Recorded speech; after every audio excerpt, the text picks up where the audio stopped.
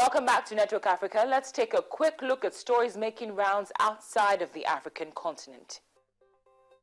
Pro-Russian rebels in eastern Ukraine have shot down a military helicopter near Slovyansk, killing 14 people. The country's outgoing president, Alexander Turchnov, said the rebels used a Russian-made anti-aircraft system and that an army general was among the dead. The town of Slovyansk has seen fierce fighting between separatists and government forces in recent weeks. Then, Pakistani Prime Minister Nawaz Sharif has described the stoning to death of a woman by her family in front of a Lahore court as totally unacceptable. Farzana Parveen, who was 3 months pregnant, was pelted with bricks and bludgeoned by relatives who were furious because she married against her wishes. Her husband said the police simply stood by during the attack. However, Lahore's police chief has denied this and said Ms. Parveen had been killed by the time police arrived at the scene. And the area where acoustic signals thought to be linked to the missing Malaysia plane were detected can now be ruled out as the final resting place of flight MH370. Australian officials say the Bluefin 21 submersible robot had finished its search of the area and found nothing. Efforts will now focus on reviewing search data, surveying the seafloor, and bringing in specialist equipment. Many people, particularly children, have had their livelihood and safety shattered by the crisis in the Central African Republic, and the basis of this war has been religious. In this next report, we take a look at what life is like for the displaced people of the Central African Republic who are now in Chad. Over 16,000 people were airlifted from Bangui to the Zafai refugee camp in Chad's capital, N'Djamena, where they now live. Majority of refugees from Central African Republic are in Chad and Cameroon, where the World Food Programme has declared a food emergency.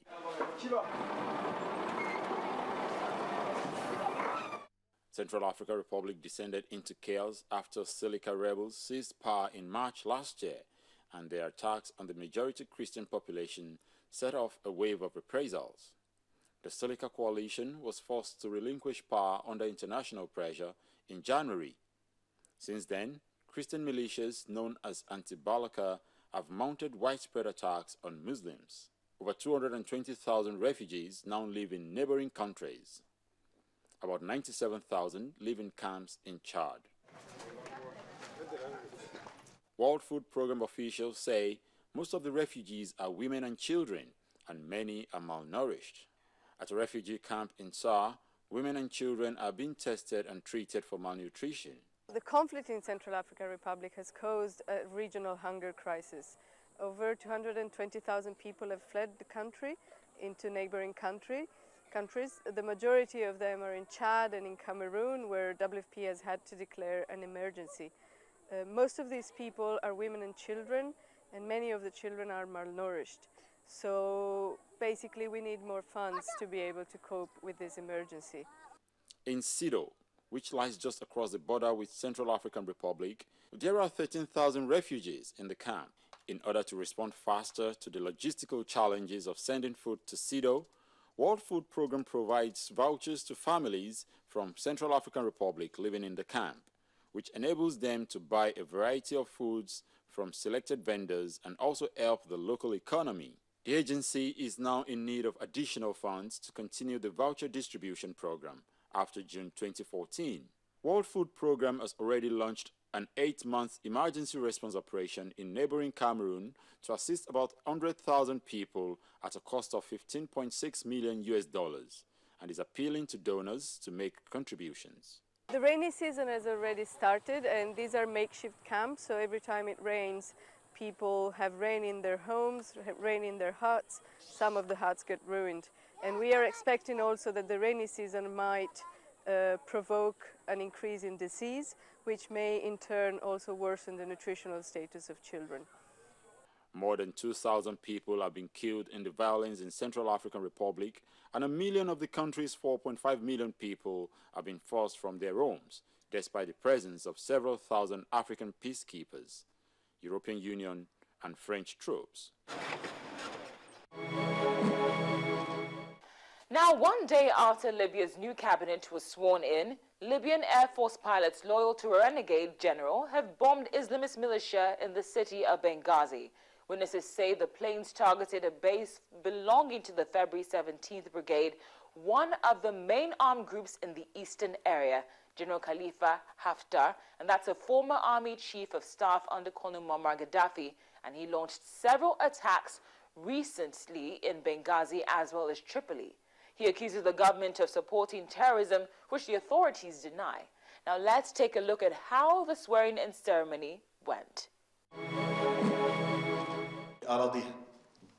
Libya's new cabinet was sworn in on Monday, May 26, a day after Libya's new Prime Minister, Pt2, won a vote of confidence from the parliament. Pt2, backed by the Muslim Brotherhood, was initially elected 2 weeks ago after a chaotic parliamentary session, which some lawmakers rejected as illegal. Earlier, Libya's new premier said his cabinet would focus on fighting militants, securing borders, and building up armed forces with foreign help, and appealed to hardliners who want his government removed. Libya's legislature is at the center of a growing standoff between rogue former general Khalifa Haftar, with a loose alliance of anti-Islamist militias, and pro-Islamist factions positioning for influence in the North African country.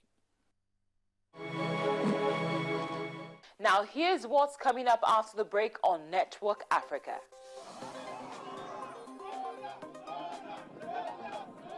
It's illegal migration, probably like you've never seen it before.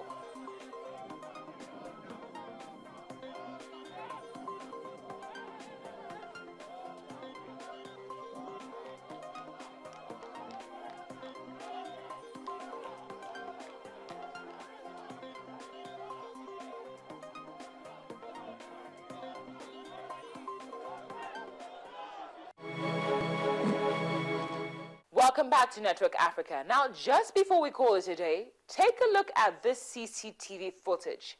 Hundreds of people forced their way through razor wire barriers into Spain's North African enclave of Melilla on Wednesday, May the 28th, highlighting increasing pressure on a rare land-based route into Europe for illegal migrants. More than 1,000 stormed fences into the enclave and managed to breach the border. Immigrants from all over Africa regularly attempt to cross the fences at Melilla and a second Spanish enclave along the coast Ceuta.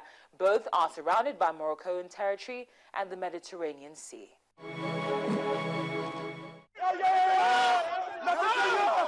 Immigrants from all over Africa regularly attempt to cross the fences at Melilla and a second Spanish enclave along the coast Ceuta. Both are surrounded by Moroccan territory and the Mediterranean Sea. Spain has beefed up security there in recent months as numbers have swelled, in part in response to increased naval patrols that are discouraging attempts to get to Europe by boat. In March, about 500 people forced their way across the Melilla border, and around 2,000 have breached the 12-kilometer barrier so far this year, up from just over 1,000 for the whole of 2013. The immigrants who got into Melilla on Wednesday were heading for the city's temporary immigration center, where they are usually fed and given clothes. The center is designed to take in 500 people but is already sheltering about 2,000.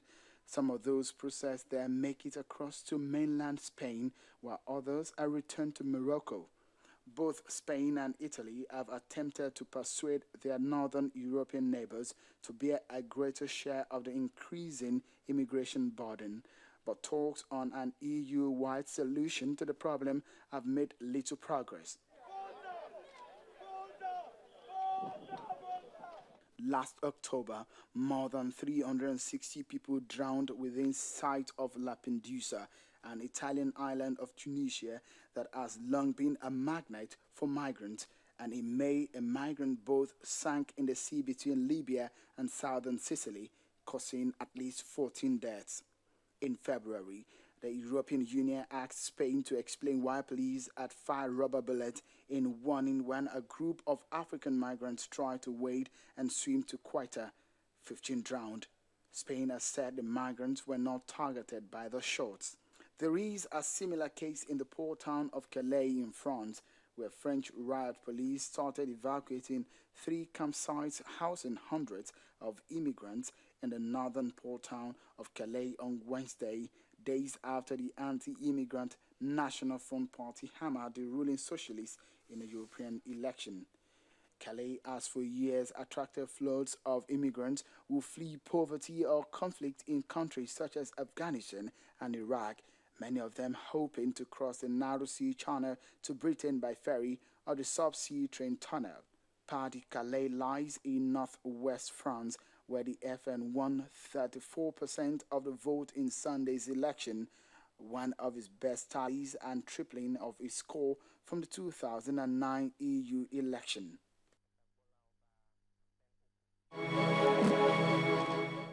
And that's where we draw the curtains on this episode of Network Africa. Thanks so much for being a part of the show. You know I'd love to hear from you, so feel free to send your SMSs and also share your thoughts with me via SMS. The number's on your screen. Until next time, stay blessed and proudly African. I'm Cynthia Are. Bye for now.